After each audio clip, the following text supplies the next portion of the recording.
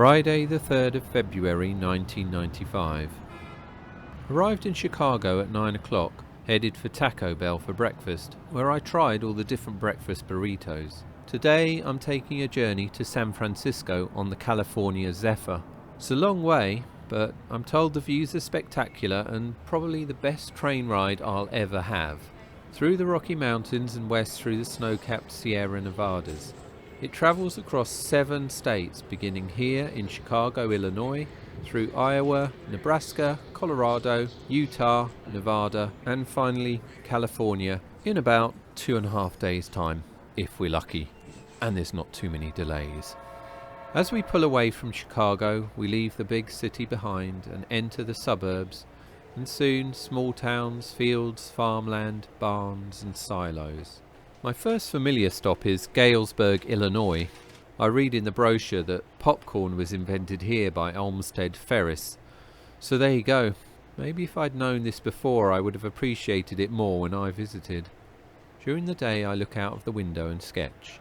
But as the sun goes down my creativity switches to bookbinding. Whilst waiting in stations I have amassed a collection of card and paper from the advertising stands, along with plain paper from Walgreens. I started cutting, sewing, gluing, and creating tiny books to fill with poems and illustrations of my journeys so far. Chicago.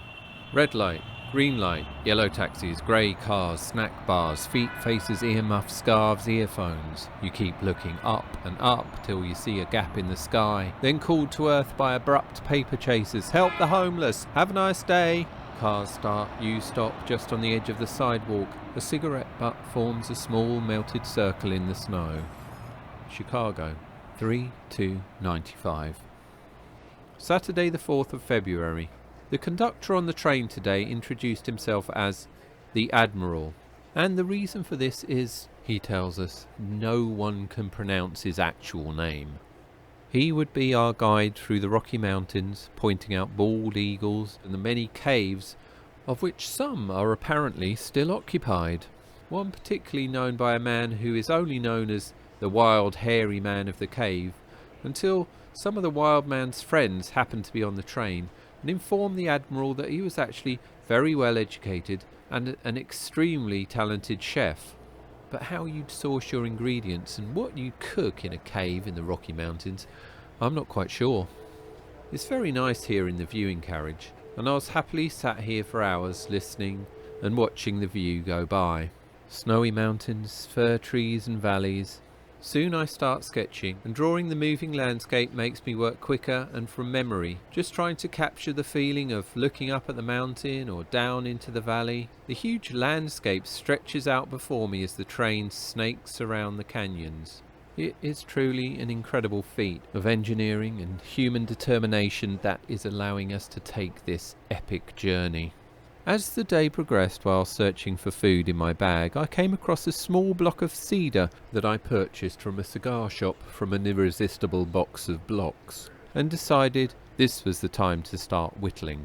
Being on my to-do list and being inspired by the Koshar Indian Museum in La Junta last month, I began to carve a kachina, a Native American figure representing Hopi spirit beings, or at least my version of one.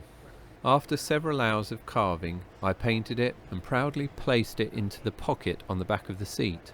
Time for a short poem. Returning from the lounge car.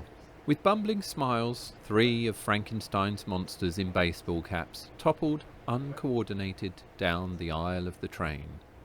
The California Zephyr, 4/2/95. There was a late stop at Denver, Colorado. Approaching the city from the mountains, it was like an ordered galaxy of orange stars appearing in the distance.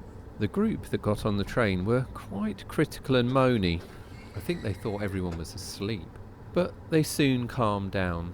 I think the hum of the train and the movement just makes everyone feel relaxed. Soon I fall asleep. Sunday the 5th of February. Contrary to my previous entry, I was woken abruptly in the early hours by a man in the seat in front screaming and pounding on the windows. Bad dream perhaps? Or is it because our train is 3 hours behind schedule? Nevada and California today, where we travel through the Sierra Nevada mountains. All these mountains inspire me to add to my poetry book. In my sleep. Dawn lays a blue lake. Desert shapes grow and outlines slowly fill in, without a sound. All night the mountains go by the window. I know this, and look out neutrally as if I've learnt them in my sleep.